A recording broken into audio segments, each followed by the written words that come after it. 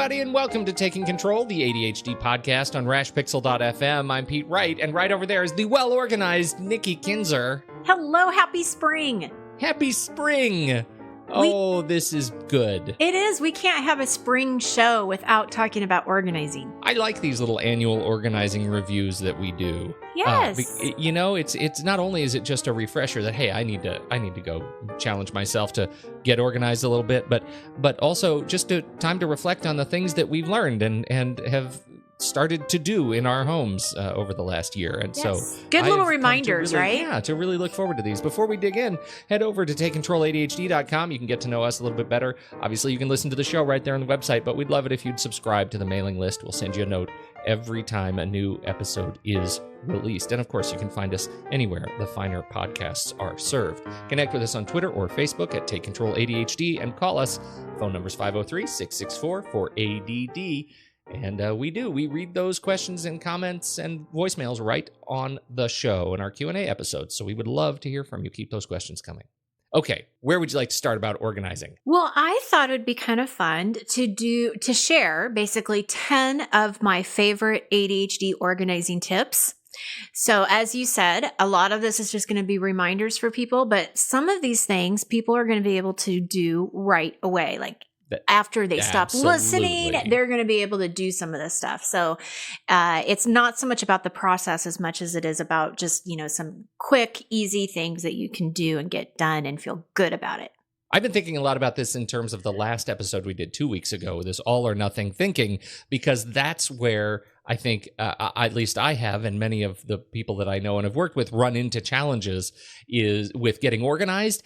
They feel like I don't have enough time. I have too much stuff. I can't devote what I need to devote in terms of time, resources, and attention to actually get organized. How do you start? What is tip number 1? You've got to purge. Start getting rid of stuff. Get rid of stuff.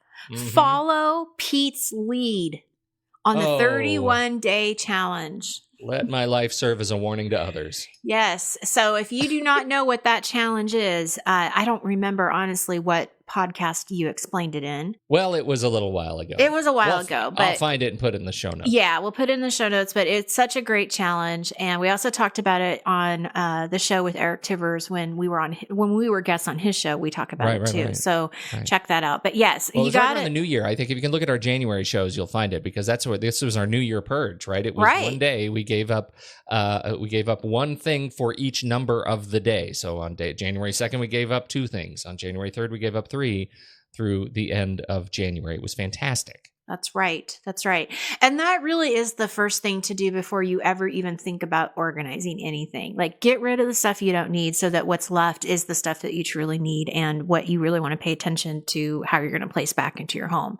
Well, I just need to reflect on that. One lesson learned for me is that it was not nearly enough. Right. It was absolutely not enough. I have so much more stuff I'm ready to purge and do it again. Get rid of. Yeah. But the challenge with that is with this, the organizing challenge, like the monthly organizing challenge, is that you tend to grab for the low hanging fruit, right? You grab for the stuff that is easy.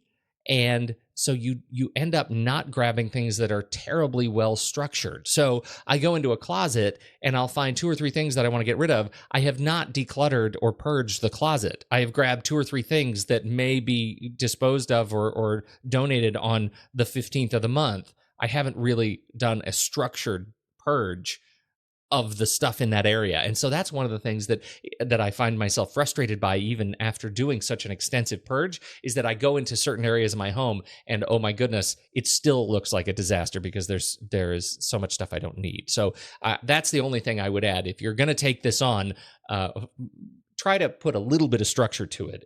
So maybe make it a little more methodical, where you start with the closet, get everything out that you can, and then move on. Because the first couple of days, you're like, this is a heyday. I don't need this. I don't need that. I don't need that lamp. Right. I mean, you're kind of zigzagging back and forth, which we're going to talk about that in just a minute. So, good. All right. Yeah. Okay. Well, that's a good point. So everybody listen to that. Be a little methodical about your purging. Second favorite tip is what you mentioned at the beginning of the show, and that is working in small increments of time. And, again, we use this example in the All or Nothing show, that people think that they need to have lots of time to make progress, but you really don't. That's the great news here, is that you do not need a lot of time. All you need is maybe 10 or 15 minutes a day. Right. And if you can be as consistent, which is number 3, I'm throwing these two things in together. If you can be as consistent with that time, you are going to get stuff done. You're going to notice, you're going to see a difference. And that is so much better than doing nothing, right? It doesn't have to be all 4 hours. So, trying to figure out when that works. It could be in the morning. It could be in the evening before you go to bed. I mean, try to wrap it around something that makes sense to you so that it's easy to do. Have reminders set in place. You know? That's the thing. I hear people say, I don't have enough time. Well, for 10 minutes a day, you don't have enough time. What time do you wake up in the morning? Well, I wake up at 6. Okay. Do you really think you're going to be substantively worse off waking up at 5:50? Right. You've just given yourself 10 free minutes where you otherwise would have been unconscious, right? You would have been a non-contributing zero to your organizing process. Mm-hmm. You gift yourself 10 minutes and see how much that 10 minutes a day can get over. Well, I couldn't get up before 6. I go, well, that's just your brain. That's just your brain telling you 6 is an artificial barrier. You could get up at 10 minutes earlier. You could, and you would be stunned at how productive you could be first thing in the morning. Well, and I think it also goes back to, if it means something to you, if it really matters to you, you're going to find the time at some point. Exactly. Whether it's first thing in the morning or whatever it is, you're going to find the time. So it has to matter to you. You have to be at the point where your tolerance level is just maxed so that you do make a point to get it done. And I think that what people will be so surprised is how much they do get done just in that 10 minutes a day consistently. And the feeling that it has, that how good it feels to know that, okay, I'm moving forward on this. But, the third tip is the consistency part. And I think that part of being consistent is being reminded, like you have to remember that this is a priority for you. So you got to put it in front of you somehow so you don't forget it, because it's easy to forget. Organizing is not exactly on the top 10 list of things to do that you want to do. Right. But the key here too is to really look at it as a journey. And I talk about this when I talk about the process of organizing in my programs, is that it is a journey. It is a priority project. So if you look at it as, I'm not sprinting through this, I'm not trying to get it done as fast as I can, but I'm going to just really work on it consistently and go through the process and get it done, then it doesn't feel so heavy. It doesn't feel like this big, huge project that you can't attack. This is the way to break it down. We talked about the zigzag. So what you're doing, what you explained in the 31-day challenge, is a little bit of zigzagging. And it is actually... it's a lot of zigzagging. It's a lot of zigzagging. And so in your challenge, it's not a bad thing, because you're still getting the stuff out. because your point of your challenge is to really just get rid of, things that you probably wouldn't have paid attention to even before. So now you're getting rid of the stuff. So there's a lot of positives to that. But when it does come to organizing methodically, which is going back to kind of that structure, I would avoid zigzagging. So I really would focus on what Pete's saying, focus on just the closet, get everything out that you can, of the closet, and then move into the living room or the kitchen or whatever. And there's a couple of reasons for this. Is we want instant gratification. We want to know that what we're doing is making a difference. And you will see that if you're working in one specific area, because you'll notice everything that goes away. You're going to see free space. You're going to see empty shelves. You're going to see the wall again. And that's going to give you that gratification that it means something. If you zigzag a lot, the trouble that you may get into is you're going to forget what you did. You're not going to remember where you left off. You're going to feel like you're starting over, and you're not going to see that progress, and it's going to make you mad, and you're going to think, well, what's the point? That's it. What's the point? And then you go back into all and nothing, and then it's it's downward spiral of deflation. It is. It is. It's really hard to recover from. Don't set yourself up for success. Using a body double, especially if you have ADHD, organizing with a body double is such a great idea. And it can be your dog. It can be your kids, and they don't even need to know what they're doing. It could be a friend or a family member or a neighbor that comes in, and maybe they do know what they're doing there for you, but they don't have to actually be helping you organize or purge.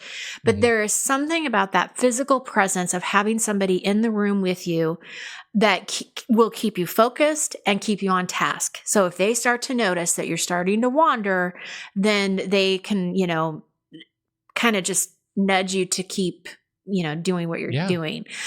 But they may not even, like when I say a dog, obviously a dog's not going to start barking when he sees that. Although that'd be kind of funny. I can just see my dog, Charlie. Body double. Doggy double. You're not doing what you're supposed to be doing in dog language.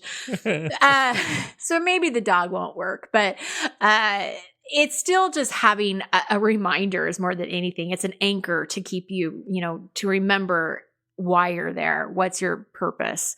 And this is an amazing thing. I mean, it works for so many people. So I definitely, if you've never tried it and you're having a hard time focusing and staying on task, this is a good way to go. I like that one. But the next one is the most exciting. The next one is the one that can just, if you master this, it changes not just how you organize, but how you live your stinking life. It changes everything. What is it? Well, and isn't it directly related to all or nothing thinking? Yes. Yeah. I know. It's like part 2 totally. of that show. But yes, number 6, don't let indecision slow you down. You are going to get stuck, right? It's going to happen. People are going to get stuck. And there are going to be times, there's going to be something that's going to be in your way that you have no idea what to do with. Should I keep it? Should I not keep it? What if I need it someday? What if somebody else needs it? What if I can't replace it? All of these things are going to go in your mind. It's normal. Everybody goes through it. But what I don't want this to do for you is to make you stop. And that's what happens is people feel like, okay, I can't make a decision on this one particular item. So I'm going to stop the process. I'm going to go do something else because again, what's the point, right? Like they're so paralyzed by this one item that now they're second guessing everything. What I want people to do is for now, keep the item. Don't agonize over it anymore. Don't think about it anymore and just keep going, keep purging. Because once you get past that indecision of the harder things, then, you can just continue because you've already made the decision to keep it for now, you can continue making the easy decisions. So you're still making your progress. So if just to kind of keep it visually make sense for people, you're in the closet, you're stuck with something about this coat. You don't know if you should keep this coat. Just keep the coat and keep going. And close the closet door when you feel like everything's been purged and then go to your kitchen. Because the reality is, not the point, but the reality is we always have a chance to purge again. We are never just going to purge once and say, okay, we're done, right? So we can always make those decisions later. We just don't want that indecision to stop us from moving forward. That's right. What would the Clash do, Nikki? What would the Clash do? Should I stay? Or should I go? I used to love that song. Tease, tease, tease. Yep. That stupid coat. I know. Darn coats. Yeah. Anyhow, okay. That is my favorite one. What is number 7? 7 is, it's one of those old rules that, I remember way back when we were Take Control organizing. And it's just really curbing the impulse buying, right? So before you buy anything new, really sitting and thinking it through, like, do I really need this? And where is it going to go in my home? Because so much of our clutter is indecision. It's stuff that we just haven't decided where it's going to go. So it doesn't go anywhere. It just stays on the kitchen table. And so, this is just sort of a rule to live by of first of all, if you're on a budget, you're going to want to think before you buy things anyway. And really, is it something I need? And if it's a big purchase, really give yourself 24 hours to think about it before you buy it. All of these things, just that kind of 1-for-1 rule. Do you remember that when we used to talk about that? I was just going to bring that up. That's one that I think about to this day. When I buy something new, for example, I got a gift for Stitch Fix, right? The clothes, they just mail you clothes in the mail. And so every 3 months I get a box of clothes. And if I like it, then I can keep it and they will charge me for it. If I don't like it, I can put it all back in the box and send it back and I don't get charged or anything. And it's fantastic. But every time I get this box, I think, what am I going to be getting rid of? Because I am to a point where I use hangers as the moderating factor. In fact, you got me on these hangers that I use, these like wonderful, like kind of velvety hangers. Yeah, the huggable hangers. The huggable hangers. Yeah. They're so great. And so I have a limited number of hangers, and that defines what I add to my closet, right? So that's smart. It has to mean something to me to add something new, because I only got so many hangers. I'm going to take something out. Something else has to be donated in order to make room for it. That has been a great rule for me, right? I mean, I've needed that, because this is not something that I am capable of actively thinking about without some sort of visual reminder. And so that's a great tip. What a great tip. So everybody just buy a certain amount of hangers. Yeah, that's right. You know what? You don't need all those clothes you've got. You really don't. No, that's really great. Great idea. Yeah. Okay, number 8 is to not purge and organize at the same time. So this is actually a roadblock very similar to not letting indecision stop you. We also don't want the stress of where am I going to put this stop you. And I find this is really common for people, is that they start sorting and then they start thinking about where it's going to go or where it should go. And then if they don't know the answer, then they stop. Yeah. Again, because they feel paralyzed. They don't know what to do, so they just stop the process. So just like indecision, we want you to separate the two tasks from purging to organizing, and don't go to the point where you have to think about where it's going to go, because that's not where you are in the process right now. Right now, you're just purging. So just focus on the purging. And if you start to feel like I'm getting stressed because I don't know where it's going to go, stop yourself and don't let it, don't stop yourself. Stop yourself. This is so confusing. Stop yourself from thinking that you need to stop the process, but keep going forward on just purging. And remember, I'm just purging right now. You know, the thing that strikes me, and when I hear people say that, right, I can't, it usually comes back to, I don't have time to organize, because once I get into it, I've created a giant mess and of purging and stuff that is, and if I don't have time in my head to actually get through the entire process at once, then I've left my house in a disaster. My kitchen shelves are a disaster straight. And my answer to them is always, that's because you don't have an organizing process. So I have to say, because you haven't yet, go check out the Organizing Your Space thing, the online course, online class, the online course. Please do this, because what you are saying is you don't have a process, and there is an organizing process out there. Spoiler, it's Nikki's, that addresses this, and it will allow you, it will enable you, it will avail you to time in new kinds of chunks. You'll be able to create the space in your life to both purge and organize, and not feel like your house is in a complete disaster straits as a result of it. So we're not going to go into that in detail right now. We've certainly done podcasts on it, but check it out. Look at that process. Check it out. It's super important, and it will help you over this hump.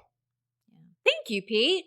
Well, you're welcome. I live to serve. Yeah. Okay, so number 9, we have 2 more left. Yes. And the last one is my favorite one. But number 9 is, remember that with ADHD, when you're organizing with ADHD, out of sight is out of mind. It just is. So we have to be careful with how you put things away. And just remember that it has to make sense to you. So for the things that you use the most often, then those are the things that should be out in the open and are the easiest to get and the easiest to return, right? And you want to be careful with the kind of storage you buy. I didn't even mention this, but this is going to be no surprise for anybody that's followed us for a while. Don't buy organizing containers until after you've purged. Truly. And if you do, then make sure that they're clear and labeled in a way that is true. Don't worry about the baskets and you don't want to hide stuff that you use all the time. So maybe it's not the prettiest, but that's okay. It's about function. And that goes into number 10, that none of this is about perfection. Organizing comes down to just finding what you need when you need it. I shout that at the hilltop, loud. Yeah. It is all just about finding what you need when you need it. It is not about perfection. So we want to make sure that we're making our systems easy. Again, we don't want to get hung up on the products, and just always think about function. I think just organizing your space your own way. And that is why my online course is called that, because it really is about organizing your space your own way. And don't compare yourself to other people. Don't compare your home to other people. Just get to a point where you can purge and find what you need. There you have it, Pete Wright. I love it. Those are my favorites. The big tips for this year's organizing journey. Yep. All right, ADHDers, well done. Good luck this spring season getting your house in order. Take the time. As we always say, this is the same thing with New Year's and resolutions. Who cares? It is an arbitrary thing, but if the motivation, if the cultural motivation of spring cleaning helps you actually get your place organized and clean, and these tips help you out, there is no shame in that. Use it, be motivated by it, move forward. Thank you so much, as always, for downloading and listening to the show, for your time and attention. On behalf of Nikki Kinzer, I'm Pete Wright. We'll catch you next time right here on Taking Control, the ADHD Podcast.